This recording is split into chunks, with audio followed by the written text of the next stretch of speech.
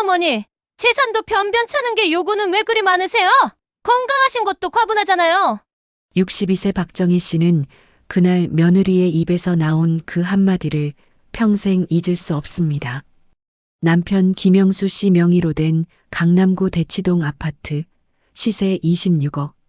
하지만 5년간 아들 내외가 거주하며 명예 이전을 요구해 왔습니다. 그리고 남편의 65번째 생일날 며느리는 전화 통화에서 결정적인 한마디를 던졌습니다. 솔직히 언제까지 사실지도 모르는데 집 명의는 왜 안 넘기세요? 그날 이후 박정희 씨 부부는 충격적인 결정을 내렸습니다. 26억 아파트를 단 3주 만에 처분하고 아들과의 연을 끊었습니다. 그리고 지금 월 850만 원의 이자 수입으로 당당하게 살아가고 있습니다. 자식을 위해 헌신한 30년. 하지만 존중받지 못한 단 하루가 모든 것을 바꿔놓았습니다. 오늘 이 이야기 지금 시작합니다. 그 전에 잠깐 구독과 좋아요 버튼을 눌러주시면 정말 좋을 것 같습니다. 박정희는 송파구 잠실동 아파트 거실 소파에 앉아 휴대폰 화면을 응시하고 있었습니다. 아들 김민준에게서 온 문자였습니다. 엄마, 다음 주 아빠 생신 때 우리 못 갈 것 같아요. 지은이가 그날 친구 결혼식 있대요. 62세 박정희의 손가락이 떨렸습니다. 남편의 65번째 생일. 평범한 생일이 아니었습니다. 회갑도 아니고 칠순도 아니지만 남편은 작년에 심장 수술을 받았습니다. 의사는 말했습니다. 5년 후를 장담할 수 없습니다. 박정희는 눈을 감았습니다. 지난 30년이 주마등처럼 스쳐갔습니다. 1993년 서울 강동구의 낡은 다세대 주택 박정희는 새벽 5시에 일어나 김밥을 말았습니다. 남편 김영수는 건설 현장 기술자로 일했고 그녀는 식당 보조로 근무했습니다. 아들 민준이 초등학교 3학년이었던 그해 그들의 통장 잔고는 380만 원이었습니다. 여보, 우리 민준이만큼은 제대로 키웁시다. 김영수는 그렇게 말하며 야간 공사장까지 나갔습니다. 박정희도 식당 일을 마치고 저녁에는 아파트 청소 일을 시작했습니다. 그렇게 10년이 흘렀습니다. 2003년 아들 민주는 명문대학에 합격했습니다. 등록금 550만 원. 그들에게는 거금이었습니다. 박정희는 그날 밤 남편에게 말했습니다. 당신, 제가 대출 좀 받아야 할 것 같습니다. 김영수의 눈가에 주름이 깊어졌습니다. 괜찮습니다. 제가 추가 근무 더 넣겠습니다. 그는 주말도 없이 일했습니다. 박정희도 2군데 일자리를 유지했습니다. 손가락 마디가 휘고 허리가 굽었습니다. 하지만 그들은 한 번도 아들 앞에서 힘들다는 말을 하지 않았습니다. 2007년 민주는 대기업에 취직했습니다. 엄마, 아빠, 이제 제가 효도할게요. 하지만 현실은 달랐습니다. 민주는 서울 시내 원룸을 얻어야 했고 차도 구입해야 했습니다. 엄마, 죄송한데 전세 보증금 좀 도와주실 수 있으세요? 박정희는 그동안 모은 5천만 원을 아들에게 주었습니다. 그것은 그들이 노후를 위해 모은 유일한 저축이었습니다. 여러분이라면 어떻게 하셨겠습니까?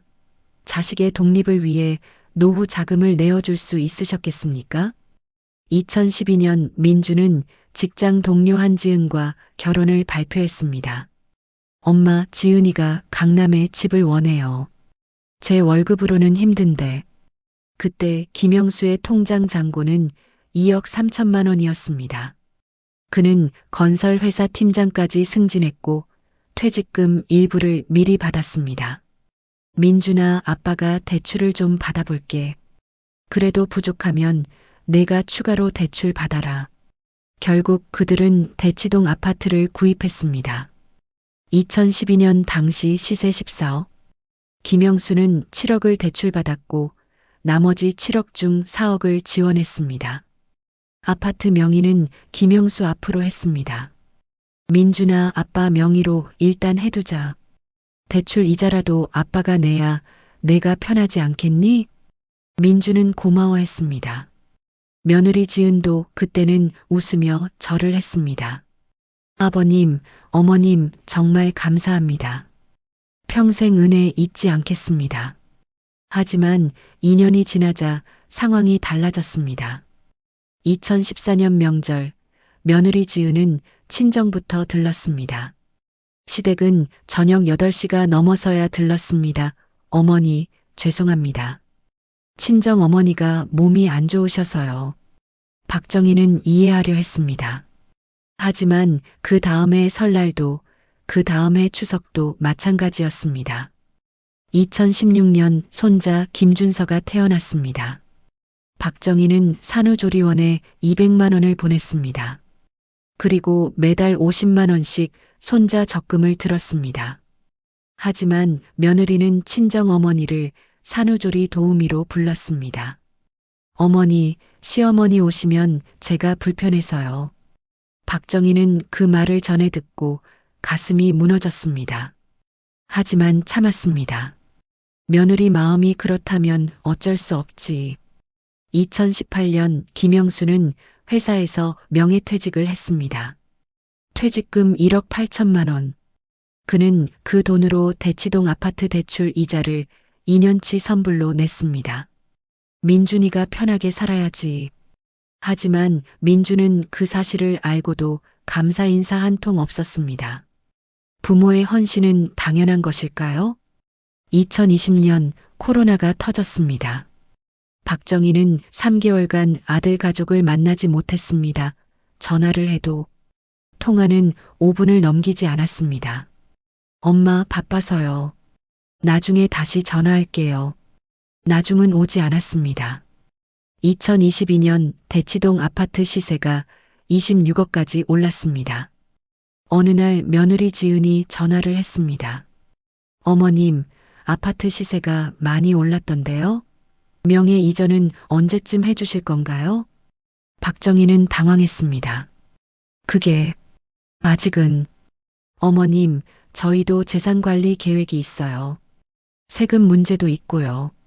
전화를 끊고 나서 박정희는 남편에게 물었습니다. 여보, 우리 정말 명예 이전해줘야 할까요? 김영수는 창밖을 바라보며 답했습니다.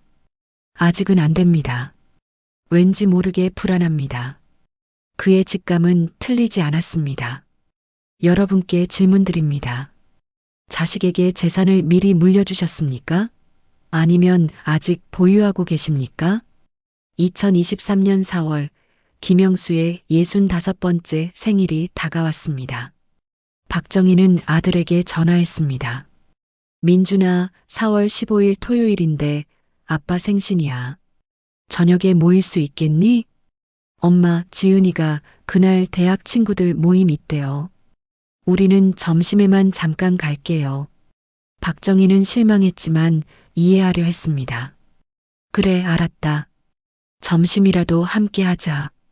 4월 10일 박정희는 남편 생일상을 준비하기 시작했습니다. 한우 3등급 200지에 8만 원, 전복 10마리에 12만 원, 각종 나물과 전 재료비까지 합쳐 총 35만 원을 썼습니다. 남편은 말했습니다. 여보, 너무 많이 준비하는 거 아니오? 당신 65인데요. 제대로 차려야지요. 4월 14일 저녁 박정희는 우연히 며느리의 인스타그램을 보게 되었습니다. 화려한 레스토랑 사진과 함께 글이 올라와 있었습니다. 내일 연대 친구들 모임 1년 만이라 너무 설렌다. 해시태그 강남 맛집 해시태그 동창회. 박정희의 가슴이 철렁 내려앉았습니다. 내일은 15일 토요일. 남편의 생일이었습니다. 그 순간 박정희의 마음은 어땠을까요? 4월 15일 아침 박정희는 새벽 5시에 일어나 음식을 준비했습니다. 갈비찜, 잡채, 모듬전, 미역국. 남편 김영수는 정장을 꺼내 입었습니다. 민준이 3년 전에 선물한 넥타이를 메었습니다. 여보, 몇 시에 온다고 했소? 12시요. 시계는 11시를 가리켰습니다. 12시 10분 초인종이 울렸습니다. 박정희는 달려가 문을 열었습니다. 어서 오너라. 아들 민준, 며느리 지은, 손자 준서가 들어왔습니다. 지은은 짙은 화장에 화려한 원피스를 입고 있었습니다. 김영수가 손자를 안았습니다. 준서야, 할아버지 생일 축하해 준다고 왔니? 응, 할아버지 생일 축하해요. 그 순간만큼은 모든 것이 행복했습니다. 식사가 시작되었습니다. 박정희는 며느리 앞에 갈비찜을 놓았습니다. 지은아, 이거 내가 좋아하는 거라고 특별히 준비했어. 네, 감사합니다. 지은은 휴대폰을 계속 확인했습니다. 박정희는 그 모습을 보며 가슴이 답답했습니다. 12시 50분, 지은의 휴대폰이 울렸습니다. 그녀는 자리에서 일어나 발코니로 나갔습니다. 박정희는 과일을 깎으러 부엌으로 갔습니다. 그때 발코니 쪽에서 목소리가 들렸습니다. 미진아. 응, 나 지금 시댁이야. 곧 나갈 거야. 박정희의 손이 멈췄습니다. 아니, 진짜 1시간만 있다 갈 거야. 솔직히 시아버지 생일인데. 하루 종일 있을 수는 없잖아. 칼을 쥔 박정희의 손이 떨렸습니다. 응, 알아. 강남역에서 보자. 아, 그리고 있잖아. 시어머니가 아까 또 명예 이전 얘기 꺼낼까봐 조마조마했어. 박정희의 심장이 쿵쾅거렸습니다. 재산도 별로 없으면서 요구는 왜 그렇게 많은지 모르겠어. 그냥 건강하게만 계셔도 감사한 거 아니야? 그 순간 박정희의 손에서 칼이 떨어졌습니다. 쿵! 소리가 거실까지 울렸습니다. 1차 클라이맥스. 지은아. 박정희의 목소리가 낮게 깔렸습니다. 지은은 놀라 돌아봤습니다. 어머니. 방금 뭐라고 했니?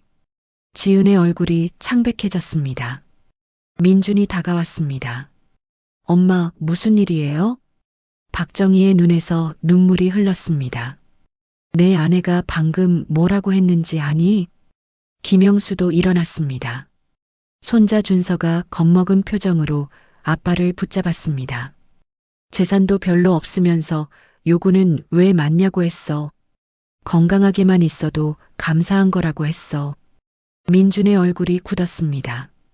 지은아, 설마 그런 말을. 지은은 입술을 깨물었습니다. 저는 변명하지 마. 김영수가 앞으로 나섰습니다. 그의 목소리는 평생 들어본 적 없을 만큼 차갑고 낮았습니다. 우리가 재산이 별로 없다고 했니? 지은은 대답하지 못했습니다. 대치동 아파트 26억, 잠실동 우리 집 12억, 적금과 예금 합쳐 2억, 총 40억입니다. 이게 별로 없는 겁니까? 그 순간 거실이 정적에 휩싸였습니다. 하지만 이것은 시작에 불과했습니다. 박정혜 씨 부부는 과연 어떤 결정을 내렸을까요? 민준이 떨리는 목소리로 말했습니다. 아버지, 지은이가 실수한 거예요. 사과할게요. 실수? 김영수의 눈빛이 차갑게 변했습니다.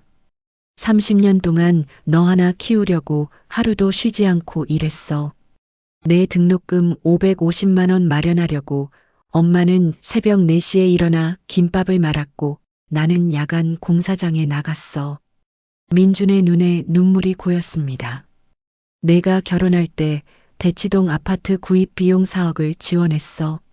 손자 태어났을 때 산후조리원비 200만 원에 매달 50만 원씩 적금 들어줬어. 내가 퇴직금 받았을 때 너희 아파트 대출 이자 2년치를 선불로 냈어. 김영수의 목소리가 떨렸습니다. 이게 재산도 별로 없는 사람이 하는 짓입니까? 지은이 무릎을 꿇었습니다. 죄송합니다, 아버님. 제가 정말 잘못했습니다. 하지만 박정희는 고개를 저었습니다. 일어나세요. 이미 늦었습니다. 그녀의 목소리는 더 이상 떨리지 않았습니다. 민준아, 너희 나가거라. 그리고 다시는 오지 마라. 엄마, 못 들었니? 나가라고. 여러분이라면 용서하셨겠습니까?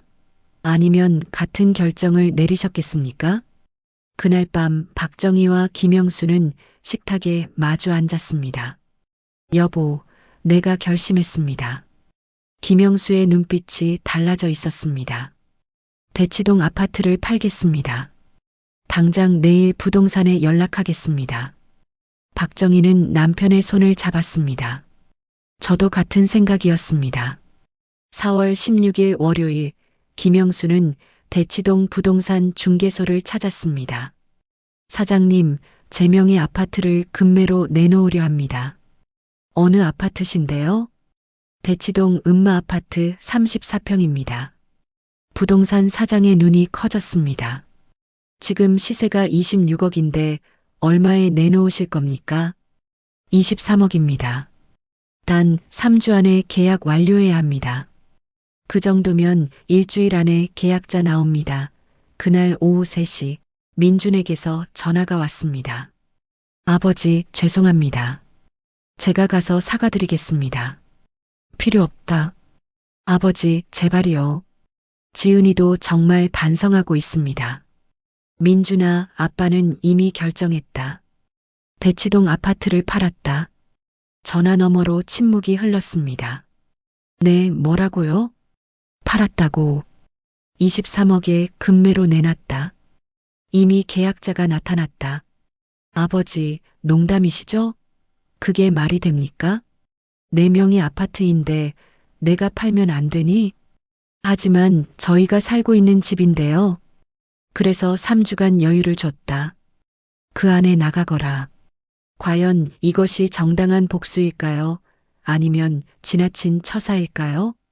4월 23일 계약이 체결되었습니다. 매매가 23억, 중개 수수료 제외 실수령액 21억 7천만 원. 박정희는 은행 계좌에 찍힌 숫자를 보며 눈물을 흘렸습니다. 여보, 우리 이제 어떻게 살아야 할까요? 김영수는 아내의 손을 꼭 잡았습니다. 우리끼리 행복하게 삽시다. 다음 날 그들은 재무설계사를 만났습니다. 21억 7천만 원을 전액 정기예금으로 넣으시면 현재 금리 기준 연 3.7%입니다. 재무설계사가 계산기를 두드렸습니다. 연 이자가 8,626만 원, 월로 환산하면 약 718만 원입니다. 박정희의 눈이 커졌습니다. 월 718만 원이요? 네, 여기에 국민연금 2분 합쳐 월 130만 원 추가되면 총 월 수입이 848만 원입니다. 김영수는 믿을 수 없다는 표정이었습니다. 우리가 월 850만 원을 쓸 수 있다는 말입니까? 네, 원금은 그대로 두고 이자만 사용하시면 됩니다. 원금 22억은 나중에 상속하시거나 기부하시면 되고요. 월 850만 원이면 여러분은 무엇을 하시겠습니까? 5월 1일 박정희와 김영수는 제주도행 비행기에 올랐습니다. 여보, 우리 언제 비행기 타봤습니까? 신혼여행 때 빼고는 처음입니다. 제주도에서 5일간 머물렀습니다. 고급 호텔에서 머물고 제대로 된 식사를 했습니다.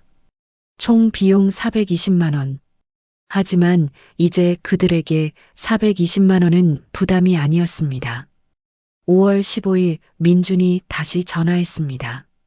아버지, 저희 정말 갈 곳이 없습니다. 준서 초등학교도 여기인데 전세라도 알아봐라.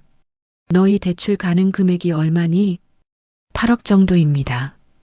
그럼 8억 전세 구해서 들어가거라. 대치동 아니어도 살 곳은 많다. 아버지, 정말 이러시는 겁니까? 민준아, 아빠한테 묻지 말고 내 와이프한테 물어봐라. 재산 별로 없는 사람이 8억 전세 얻을 수 있는지. 6월 1일 민준 가족이 이사를 나갔습니다. 박정희와 김영수는 현장에 가지 않았습니다. 그날 저녁 손자 준서에게서 영상 통화가 왔습니다. 할머니, 할아버지. 준서의 눈에 눈물이 가득했습니다. 할머니 보고 싶어요. 왜 우리 만나주지 않아요? 박정희의 가슴이 찢어졌습니다. 하지만 그녀는 눈물을 참았습니다. 준서야, 할머니도 보고 싶단다. 하지만 지금은 안 돼. 왜요? 제가 뭘 잘못했어요? 준서는 잘못한 게 없어. 할머니가 나중에 설명해 줄게. 영상 통화를 끊고 나서 박정희는 한참을 울었습니다. 여보, 우리 너무한 거 아닐까요? 준서는 죄가 없는데. 김영수도 눈시울이 붉어졌습니다. 저도 모르겠습니다. 하지만 지금 돌아가면 또다시 무시당할 겁니다. 그들의 선택은 과연 옳았을까요? 7월 15일 김영수의 친구가 전화했습니다. 영수야, 내 아들이 요즘 회사에서 힘들다던데? 왜요? 스트레스 때문에 실수가 잦아졌다고 하더라고. 부부 싸움도 심하고. 김영수는 아무 말도 하지 못했습니다. 8월 1일 민준이 직접 찾아왔습니다. 박정희는 문을 열어주지 않으려 했습니다. 엄마, 제발 문 좀 열어주세요. 할 말이 있어요. 결국 문을 열었습니다. 민준은 초췌해져 있었습니다. 엄마, 아버지, 제가 정말 잘못했습니다. 지은이도 매일 울면서 반성하고 있습니다. 박정희는 차갑게 대답했습니다. 그래서 제발 준서만이라도 한 달에 한 번만이라도 만나주실 수 없으세요? 김영수가 나섰습니다. 조건이 있다. 네, 말씀하세요. 너희 부부는 오지 마라. 준서만 데려다주고 데려가라. 그리고 집안에는 발도 들이지 마라. 민준의 눈에서 눈물이 흘렀습니다. 네, 알겠습니다. 9월 1일 박정희와 김영수는 경기도 가평으로 이사했습니다. 전원주택을 구입했습니다. 매매가 7억. 남은 예금은 여전히 15억 7천만 원. 월 이자 수입은 여전히 약 500만 원. 국민연금 포함 월 630만 원. 그들은 작은 텃밭을 가꾸기 시작했습니다. 9월 15일 토요일 손자 준서가 찾아왔습니다. 민준이 차로 데려다주고는 현관 밖에서 기다렸습니다. 할머니, 할아버지. 준서는 할머니 품에 안겼습니다. 우리 준서 많이 컸네. 박정희는 손자를 꼭 안았습니다. 김영수는 텃밭으로 손자를 데려갔습니다. 준서야, 이거 봐라. 할아버지가 키운 상추야. 와, 진짜요? 할아버지가 키웠어요? 그럼 우리 오늘 저녁에 이거 먹자. 저녁 6시 민준이 준서를 데리러 왔습니다. 박정희는 현관문을 열지 않고 인터폰으로 말했습니다. 준서 나간다. 네, 어머니. 저 한 말씀만 드려도 될까요? 필요 없습니다. 준서 잘 데려가세요. 준서가 나가는 뒷모습을 보며 박정희는 또 눈물을 흘렸습니다. 여러분은 이런 상황에서 용서할 수 있으셨겠습니까? 10월 15일 김영수의 65번째 생일이었습니다. 박정희는 소박하게 미역국과 갈비찜을 차렸습니다. 여보, 생일 축하합니다. 고맙소.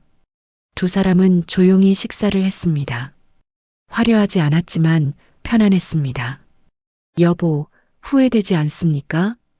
가끔은 후회됩니다. 하지만 이게 맞는 것 같습니다. 저도 그렇습니다. 그로부터 6개월이 흘렀습니다. 박정희와 김영수는 여전히 가평에서 살고 있습니다. 월 630만 원의 수입으로 여유롭게 생활하며 한 달에 한 번씩 손자를 만납니다. 민준 내외는 대치동에서 송파구 전세로 이사했습니다. 준서는 학교를 옮겼습니다. 그들은 이제야 깨달았습니다. 부모의 헌신이 당연한 것이 아니었다는 것을. 이 이야기를 들으시며 여러분은 무엇을 느끼셨습니까? 재산이 많고 적음이 문제가 아니었습니다. 존중받지 못한 것이 문제였습니다. 30년간 헌신한 부모에게 재산도 별로 없으면서라고 말한 며느리, 그리고 그것을 방치한 아들. 박정혜 씨 부부는 선택했습니다. 더 이상 무시당하지 않겠다고. 여러분의 생각은 어떠신가요? 이 부부의 선택이 옳았다고 생각하시나요? 댓글로 여러분의 의견을 들려주세요. 혹시 비슷한 경험이 있으신가요? 자식에게 헌신했지만 존중받지 못했던 순간이 있으셨나요? 여러분의 이야기도 댓글로 나눠주세요. 이 이야기가 도움이 되셨다면 구독과 좋아요 부탁드립니다.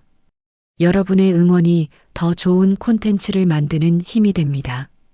오늘도 끝까지 시청해주신 구독자 여러분께 진심으로 감사해요.